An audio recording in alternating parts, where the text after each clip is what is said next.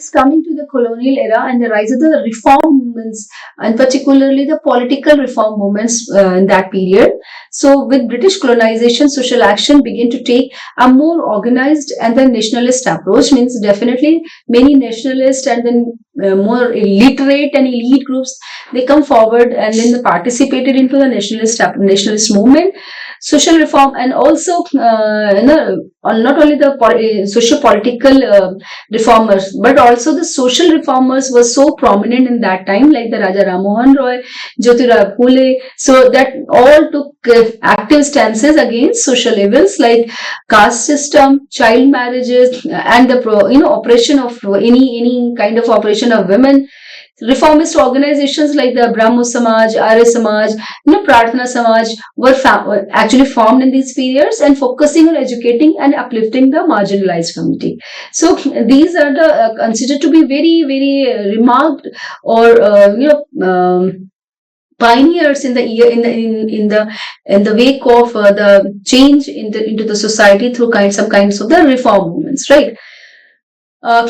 We cannot ignore the fact, the importance of the Jyotirao Phule in actually bringing the change into the overall mindset of the general masses.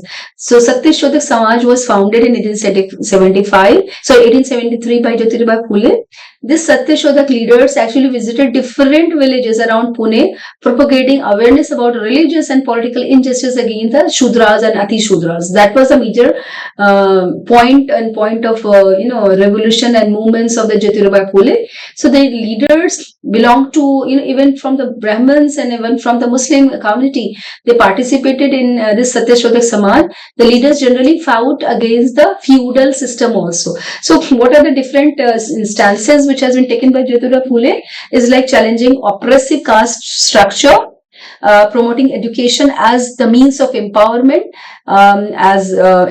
his vision of social revolution aimed to actually dismantle systematic inequalities to create a more inclusive and just society in India. So giving so much into the promoting education is considered to be an important tool to challenge the oppressive caste structure of India as the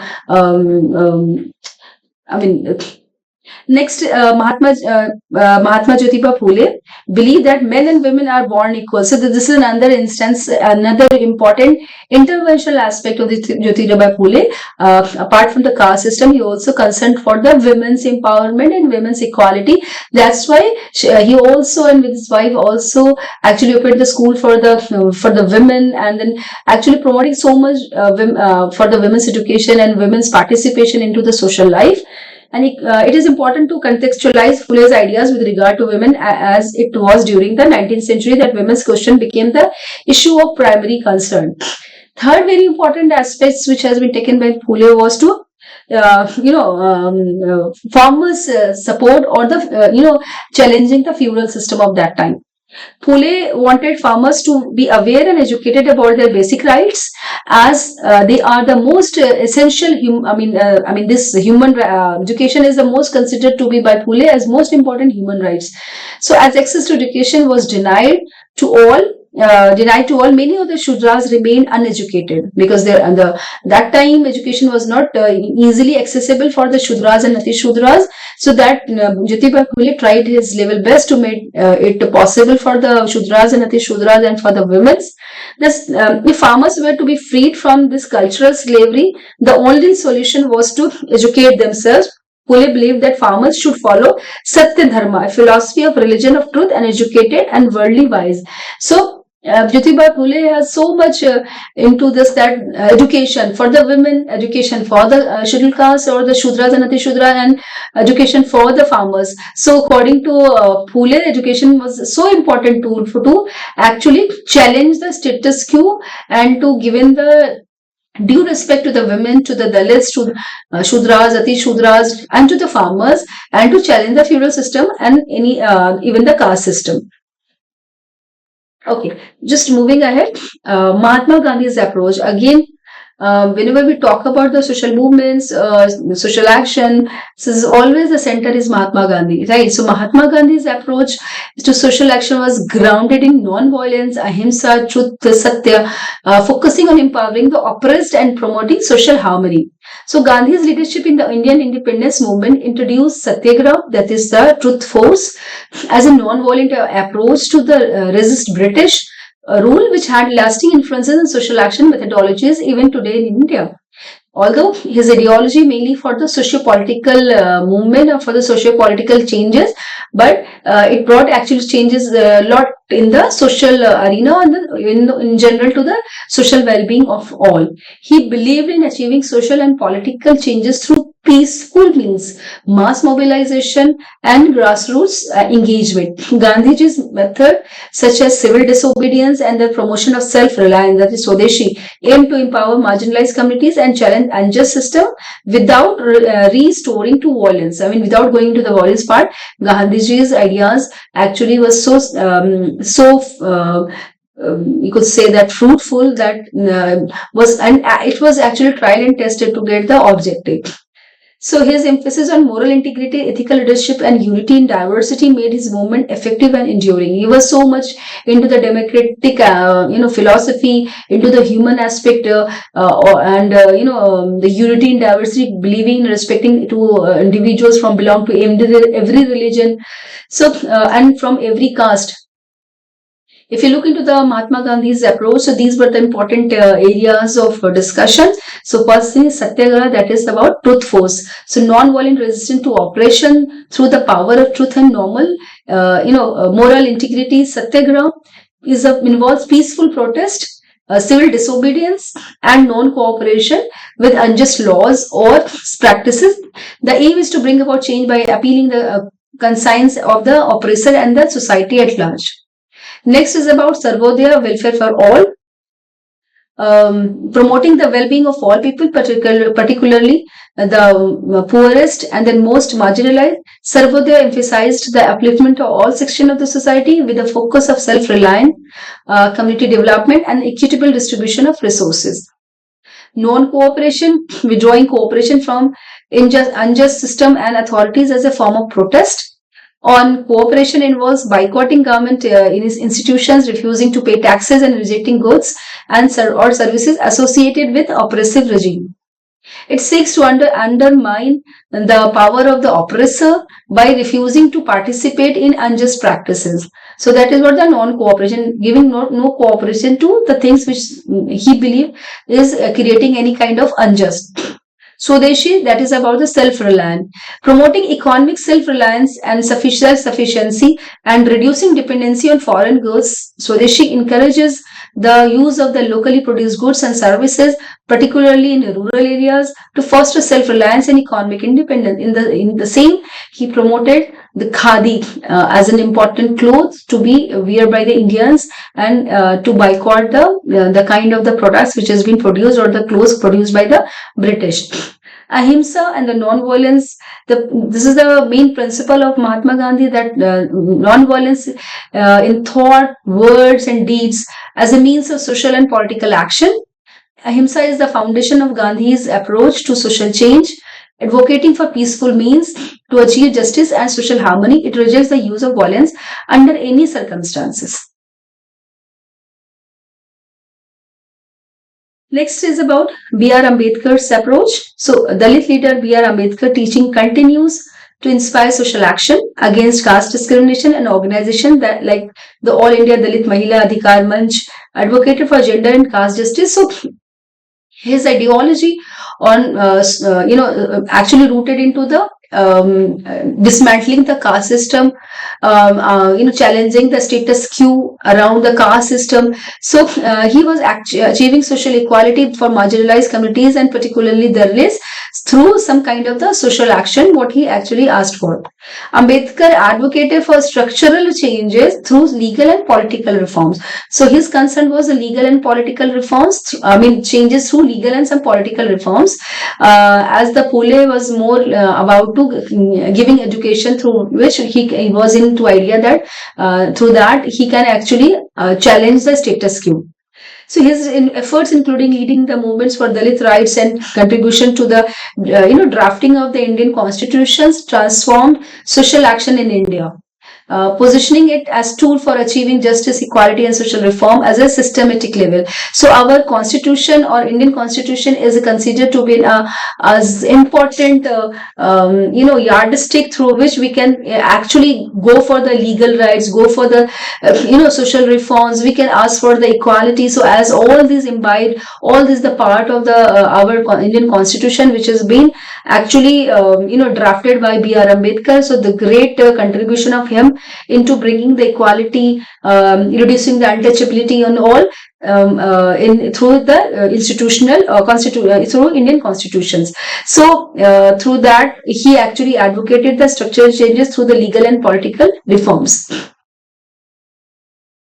India after Gandhi by Ramchandra Guha. So this is the time just after the independence, what happened in India and how the Indian society has been changed and what kind of the welfare policies and programs has been adopted by the government to bring changes into the overall social life.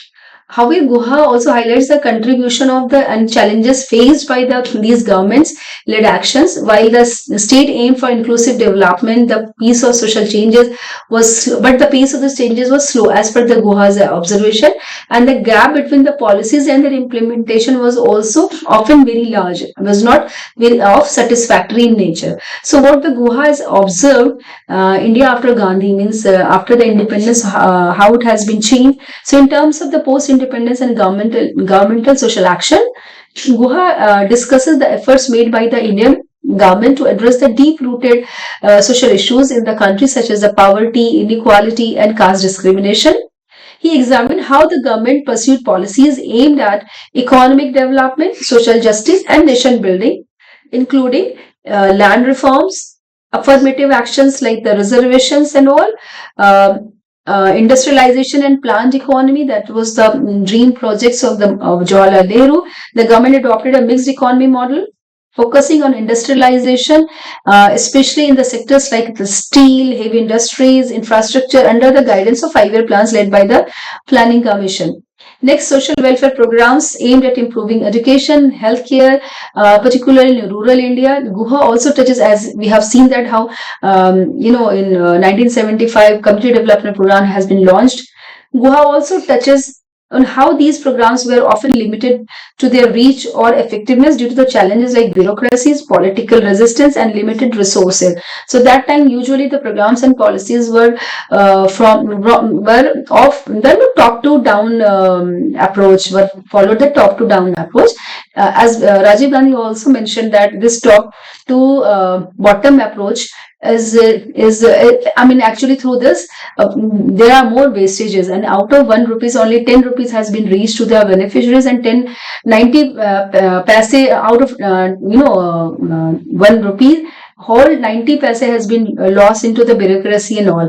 So only the 10 paise and 10 paise has been reached to the beneficiaries. So that is what the drawback of the top to bottom approach. Later on, that's why the bottom up approach has been advocated, and this decentralization also been advocated, as we have seen and witnessed during this whole Panchayati Raj institutions, and then how this amendments has been happened in the 73rd and 74th amendments in municipalities, and then the PRIs.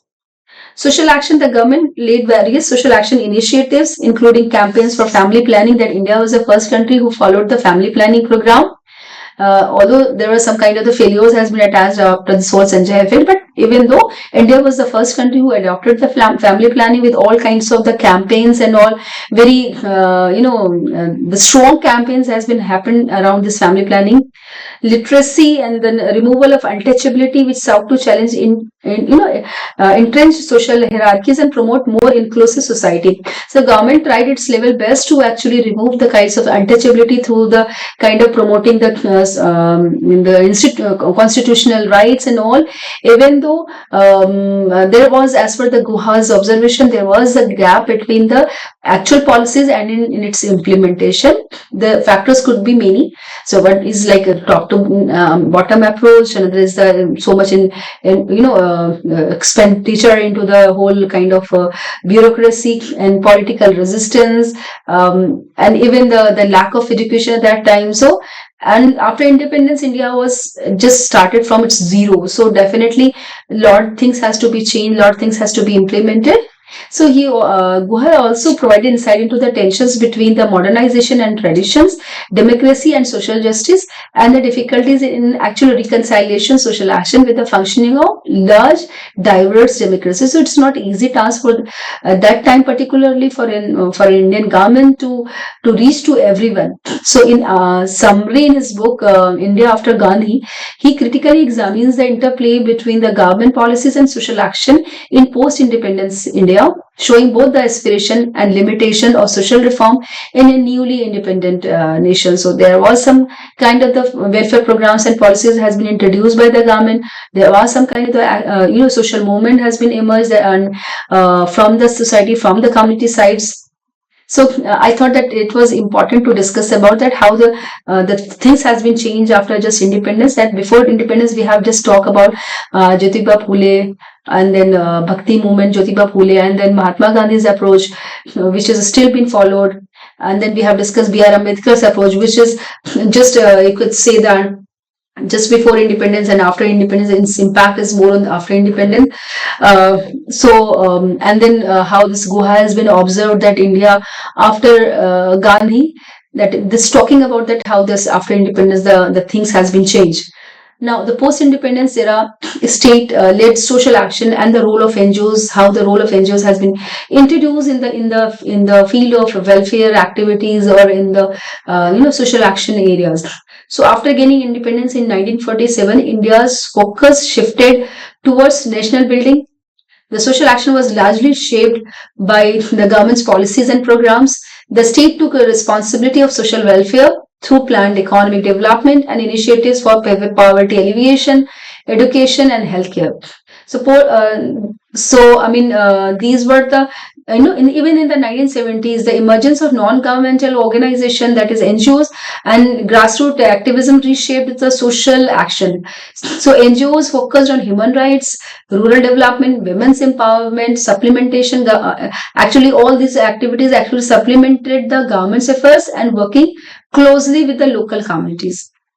In the 1970s, because of these NGOs and grassroots activism reshaped social action, NGOs focused on human rights, rural development, women's empowerment, supplementing governments, as I've already discussed. The rise of social movements and a new form of activism. In the present day, from 1980s, 1990s, what happened that time? So social action saw a dramatical shift with the rise of the social movements focused on specific issues like the environment, environmental conservation, tribal rights, gender equality. So movements like the Chipko movements in the 1970s, Narmada Bachao Andolan of 1980s, which is still going on, became actually emblematic of environmental and social activists. Apart from that, there's many more kind of that movements has been taken place in India. So these were the actually these 1980s and 1990s social action saw a dramatic shift with the rise of the social movement, right? And contemporary social action and digital activism is another thing which has been a present day aspect with the digital revolution that we have discussed in the very initial sessions of us, where the social action in India has transformed further. In leveraging the internet and social media as a tool to organize advocacy and mobilization, online campaigns like the Me Too movement, environmental initiatives, and campaigns against the hate speeches have gained traction, reaching a wider audience and bringing issues to the forefront more rapidly than ever before. So with the digital revolution, social action in India has transformed further, and actually it's has changed the whole phase of the social action. Current digital activist movement in India, some very important like the Me Too movements of 2018, Anjalikattu protest, and Shaheen Bagh anti-CA protest, environmental movements, Save Array, Save Molen, farmers protest of 2020-21, Black Day of Indian netizens, justice for Hathras. So there are many hashtag programs has been launched on digital platforms which actually mobilize the masses, organize the masses around what certain issues, and it's been led by the some individual or some groups. Additionally, the use of the positive part of this online has also been witnessed in today's world. That use of crowdfunding platforms and online petitions has made it easier for two individuals and group to raise funds and support for social issues and social causes. Organizations like Keto and Milab have popularized digital crowdfunding, helping fund health for the healthcare, education, and disaster relief initiatives. Notable example of now coming back to the or going back to the some traditional notable examples of social action in India, like Satyagraha is a uniquely Indian concept and made of social action shaped into a formidable tool by Mahatma Gandhi, although it's based on non-violence, ahimsa, since Gandhi believed and practiced ahimsa and considered as a powerful tool. Satyagraha meant exerting moral pressure through mass mobilization, mass courting of arrest, and long protest marches to achieve the goal. So Satyagraha was again is a great example what we have witnessed in our history. Chipko movement is another great movement of 1970s. This environmental movement in the Himalayan region of Uttarakhand involved villagers, particularly women, hugging trees to prevent them from being cut down. It was a significant non-violent protest against deforestation and highlighted the role of the local communities in environmental conservation. Not only the environmental conservation, it shows that how the powerful the communities are. If they come together against some issues, they can actually bring changes, and how much they could bring the power. See, Silent Valley movement similarly is a social movement aimed for protection of Silent Valley in evergreen tropical forest in Palakkad district in Kerala. It started in 1973 to save the Silent Valley reserve forest from being flooded by hydroelectric project of Kerala State Electricity Board. Similarly, Narmada Bachao Andolan is also a movement led by the activists like Medha Patekar, opposing the construction of large dams on the Narmada River.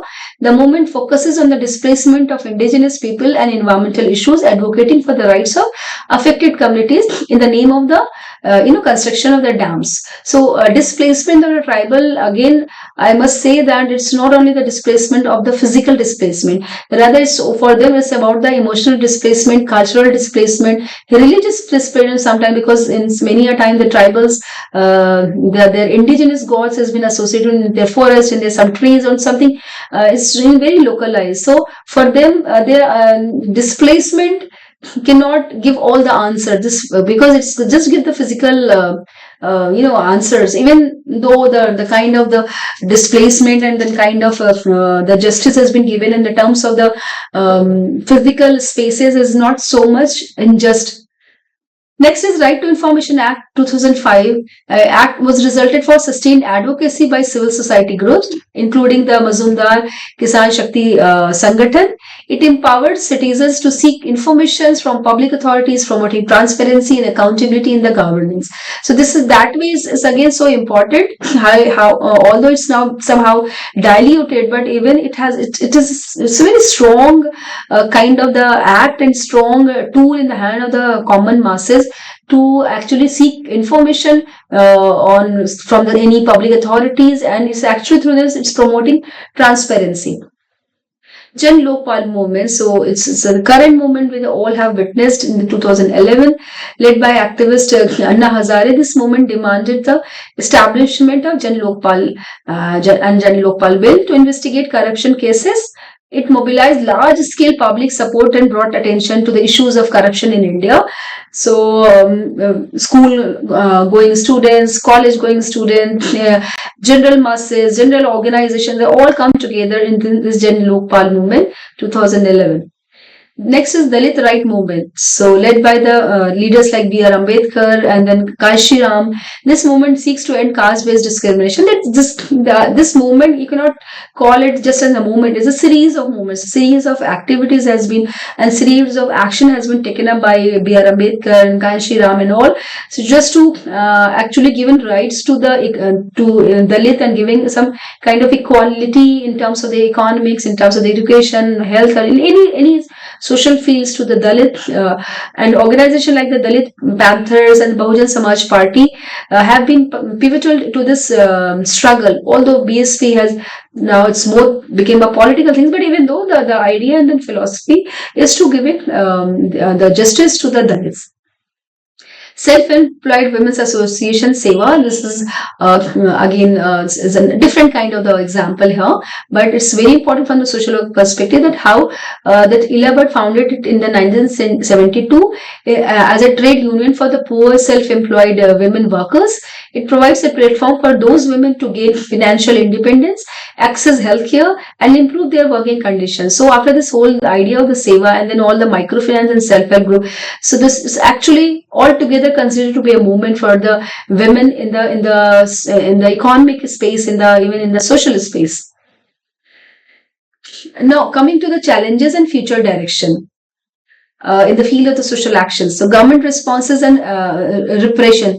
Social movements often face resistance from the state, including the legal crackdowns and arrest for the, of activists, and then restrictions on civil society organization that we have witnessed in just few years back or few days back in many protests and then movements led by some students or led by somewhere by the general masses or by the farmers and all. So this is what the resistance has been there from the government side, and then sustainability and impact. Ensuring the long-term sustainability of social action initiatives and measuring the impact remain a challenge, because as I've already told you once in the last sessions that it happened with the social action movements that at certain period of time, when it is actually became lengthy and became time taken, so it loses its attraction, and then people somewhere in between it actually they actually withdraw from such kind of the movements. So unlike some great movements like Narmada Bachao Andolan, where the Medha article is still going on, is working for that issue. So but if you look into the example of Jan Lokpal movement, where the things has been gone and is started with a lot enthusiasm and a lot of motivation, but it's actually fade off. Inclusive participation, ensuring that all section of society, especially the most marginalized, are included in social action efforts. So inclusive participation is another very important challenge in front of the social action.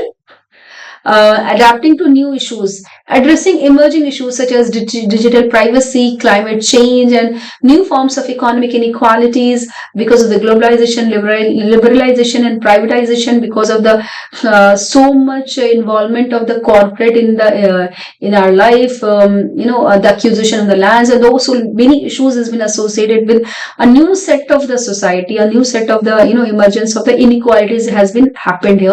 So because of these new kind of the issues and new kind of the challenges what the in our society is witnessing, and in our society is happening, we have to go with some new kind of the approaches. We have to think on these issues and areas, and to be organized and to work on these.